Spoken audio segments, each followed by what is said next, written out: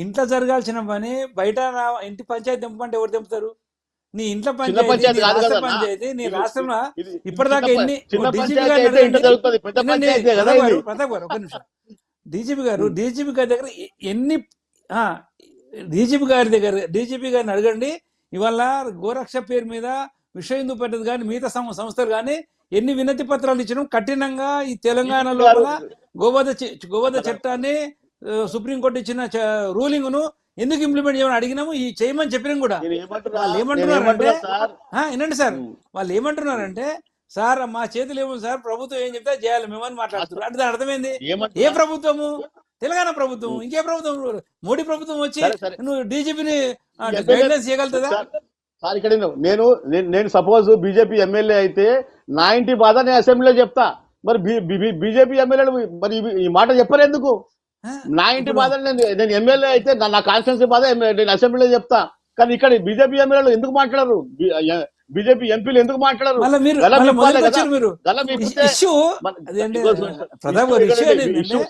ప్రతి రాష్ట్రంలో గోవధ చట్టము, గోవధ నిషేధ చట్టం నడుస్తున్నది. తెలంగాణ ప్రభుత్వం ఉన్నందుకు, తెలంగాణలో కాంగ్రెస్ ప్రభుత్వం ఉన్న కర్ణాటక గానీ, ఇక్కడ మన తెలంగాణ గానీ ఆ గోవధ నిషేధ చట్టం నా దగ్గర పనిచేస్తలేదు అని చెప్తున్నాం. మేము అదే అడుగుతున్నాము. మీరు మళ్ళీ బిల్లు కాడుకున్నారు. ఆ చట్టం ఒకటి డీజీపీ గారికి రేవంత్ రెడ్డి గారు హోమ్ మినిస్టర్ గా చెప్పాలి. ఇప్పటి నుంచి రేపటి ఒక కావు కూడా హైదరాబాద్ లోపల రావద్దని చెప్పానండి. ఛాలెంజ్ చేస్తున్నా. ఒక కావు కూడా లోపల హైదరాబాద్ లోపల కాదు, ఛాలెంజ్ చేస్తున్నా.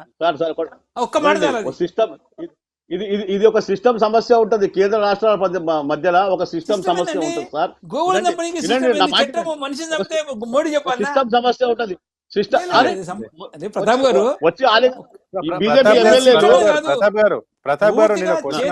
తెలంగాణ ప్రభుత్వం చేతిలో ఆల్రెడీ ఉన్న చట్టాన్ని మీరు ఇంప్లిమెంట్ చేస్తే సరిపోతుంది కదా, కొత్తది ఎందుకు? ఆల్రెడీ మీరు పోలీస్ శాఖకు క్లియర్ ఆర్డర్స్ జారీ చేయండి, వాళ్ళే చూసుకుంటారు. మీరు ఎందుకు మరి ఆర్డర్స్ ఇవ్వలేకపోతున్నారు? మీ గవర్నమెంట్ ఎందుకు పోలీస్ శాఖకి ఆవులను గోవధ నిషేధ చట్టాన్ని అమలు చేయడం?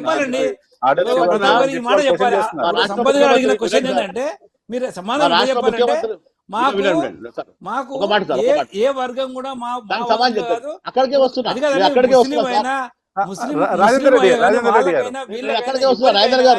మా ప్రభుత్వం సమాన దూరం ఉందని చెప్పేటట్టున్నారు. వినండి సార్, నేను ఏమంటున్నా, మా ముఖ్యమంత్రి గారు నిధుల కోసం ఎన్నిసార్లు బీజేపీకి వెళ్తారో అక్కడ ఈ విషయం మీ వాళ్ళు చెప్పాలి కదా. అయ్యా ఇది బంద్ చేయని చెప్పేసి మీ వాళ్ళు ఇక్కడేనండి. మోడీ గారు తలుచుకుంటే గంట పని దాన్ని ఇప్పటిదాకా రేవంత్ రెడ్డి ఒక్కడు ఏం చేయలేడు సార్.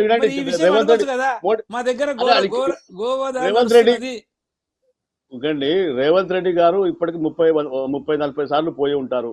అక్కడ చర్చ వీళ్ళిద్దరి మధ్య జరిగితే గంట పని ఇది గంట పని. అందుకే ముఖ్యమంత్రి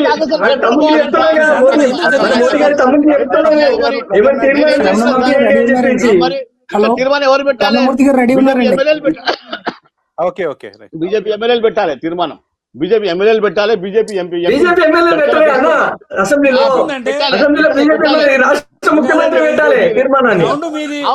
రిక్వెస్ట్ పెట్టాలి సార్. రిక్వెస్ట్ పెడితే అవుతుంది. రిక్వెస్ట్ పెడితే ఒక్క ఎమ్మెల్యే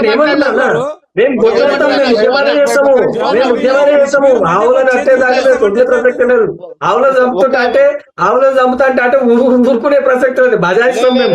వాళ్ళ తమ్ముడు ఎమ్మెల్యే రాని ఎమ్మెల్సీ రాని బజాయిస్తూనే ఉంటాం. ఒక యాక్ట్ తెచ్చి పబ్లిక్ నెత్తి మీద ఒక పెద్ద బండ వేసినట్టు వేయటం చేయకూడదు. రైతులకి కౌకార్డ్ ఇష్యూ చేయాలని మేము అడుగుతున్నామండి. ఎందుకంటే మనం బెంగాల్లో చూసాము, రాజస్థాన్ లో చూసాము. ఈ నిషేధం విధించగానే మొదట నష్టపోయేది దాన్ని పెంచుతున్నటువంటి రైతు నష్టపోతున్నాడు. ఆయన రోడ్ల మీద వచ్చి ఏడుస్తున్నాడు. ఇప్పటికే రైతుల పరిస్థితి చాలా దయనీయంగా ఉంది. అందుకని మేము కౌకార్డ్ ఇష్యూ చేయమని అడుగుతున్నామండి. రైతు దగ్గర వట్టిపోయినటువంటి ఆవులు కానీ, పనిచేయనటువంటి ఎద్దులు కానీ ఎన్నున్నాయో చూసి కౌంట్ చేసి దాని సంరక్షణ నిమిత్తం ఆయనకు నెల అవసరమైనటువంటి ఖర్చు చెల్లించే విధంగా ఆయనకి ఈ కౌకార్డు ఇష్యూ చేయాలి అనేటువంటిది మా డిమాండ్ అండి. ఒకవేళ అట్లా చేయలేని పక్షంలో ప్రభుత్వమే ఆయన దగ్గర నుంచి ఈ ఆవుల్ని ఎద్దుల్ని కొనుగోలు చేసి దానికి అవసరమైనటువంటి మార్కెట్ రేట్ చెల్లించి కొనుగోలు చేసి దాన్ని చక్కటి గో సంరక్షణ శాలలు ఏర్పాటు చేసి ఆ గో సంరక్షణశాలలో వెటర్నరీ సేవలు సక్రమమైనటువంటి పద్ధతులు దానికి సంబంధించినటువంటి పర్యవేక్షణ ఉండే విధంగా చూడాలి. ఎందుకంటే ప్రైవేటు గోశాలల్లో చాలా మటుకు సిన్సియర్ గా చేస్తున్నా, చాలా మటుకు సిన్సియర్ గా చేయని కూడా ఉన్నాయి. 100 గోవులతో మొదలుపెట్టిన గోశాలలు తర్వాత పెరగాలి తప్పితే 70కి 60కి 30కి పడిపోకూడదు. వీళ్లే అమ్ముకుంటున్నారు అనేటువంటి ఆరోపణలు కూడా గతంలో కొన్ని సందర్భాల్లో వచ్చినాయి. అందువల్ల మేము ప్రభుత్వాలు దీన్ని ఒక ప్రాజెక్ట్ గా టేకప్ చేయాలి అని కోరుకుంటున్నాం. ప్రైవేట్ గా ఉన్నటువంటి గోరక్షణ పేరు మీద బొట్లు పెట్టుకుని ఏ లారీ మీద దేని మీద దాడి చేయడం, ఎవరిని పడితే లారీలు కాలబెట్టడం మనం 10 సంవత్సరాలు చూసాం. 70-80 మంది చచ్చిపోయారు. ముఖ్యంగా మైనారిటీల మీద, దళితుల మీద జరిగినటువంటి దాడులు అటు అక్లక్ కానివ్వండి, రాజస్థాన్ లో ఉనాలో దళితుల్ని చాలా అమానుషంగా ఆవును చంపారనేటువంటి ఆరోపణతో వాళ్ళని కట్టేసి కారుకి రాడ్లు కట్టేసి ఇనుప రాడ్లతో కొట్టేటువంటి దృశ్యాలను జాగ్రత్త చూశారు. జడ్జర్లో అయితే తగలబెట్టి చంపేశారు, సజీవదనం చేశారు దళితుల్ని. ఈ గోవా అనేది మనకి ఎప్పటి నుంచి ఉద్రిక్తతల కారణంగా ఉంటుంది. ఇది ముస్లిం ప్రజానికం కానీ, హిందూ ప్రజానికం కానీ ఇవాళ కాదండి, మనం మధ్యయుగాల్లో స్వతంత్ర పోరాట సమయంలో కూడా ముస్లిం పెద్దలు చాలా మంది దీనికి సంబంధించి చరిత్ర తెలియని వాళ్ళు చెప్పారు. కానీ చరిత్ర తెలిసిన వాళ్ళకి ఈ విషయం తెలుసు.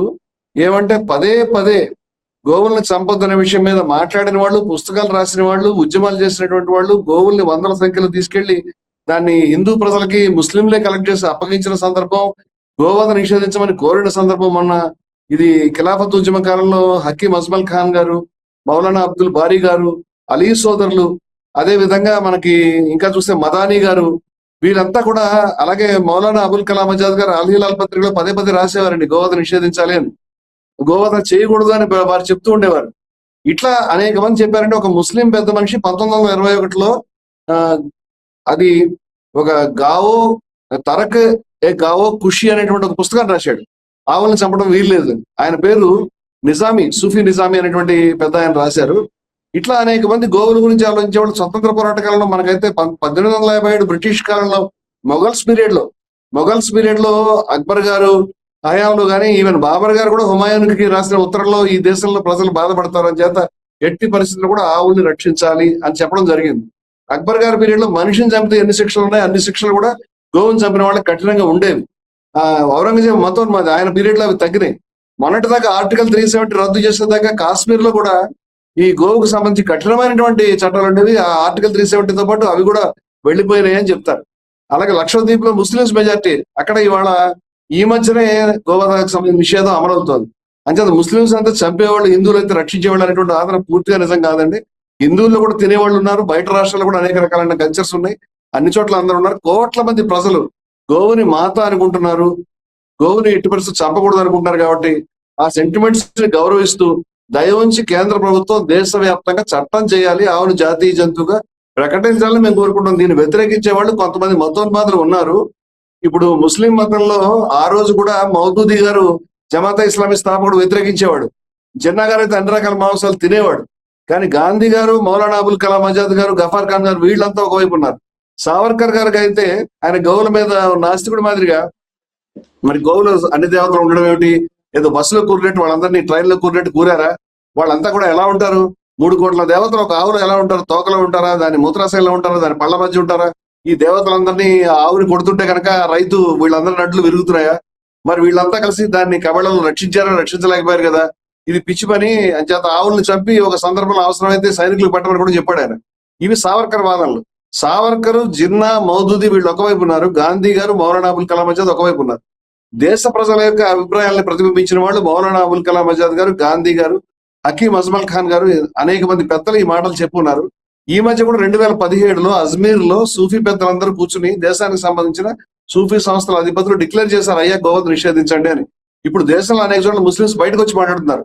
మేము పెట్టినటువంటి సభలో 40 మంది హిందువులు, ముస్లింలు, సిక్కులు, క్రైస్తవులు అనేక మంది పెద్దలు వచ్చి ఉన్నారంటే చాలా ప్రతిష్ట ఉన్నటువంటి వాళ్ళు, గొప్ప ఆచరణ ఉన్నటువంటి వాళ్ళు వచ్చారు. వాళ్ళందరం కలిసి తీర్మానం చేశామండి. ఈ విషయాన్ని మేము బయట రాష్ట్రాలకు తీసుకెడతాం, జిల్లాలకు తీసుకెడతాం, దీన్ని చాలా దూరం తీసుకెడతామని మేము మనవి చేస్తాం. దయవుంచి దీనికి మద్దతు ఇవ్వాలి. దేశ ప్రజల యొక్క ఐక్యతను, క్షేమాన్ని కోరి ప్రతి ఒక్కరు దీనికి మద్దతు ఇవ్వమని కోరుతున్నాం.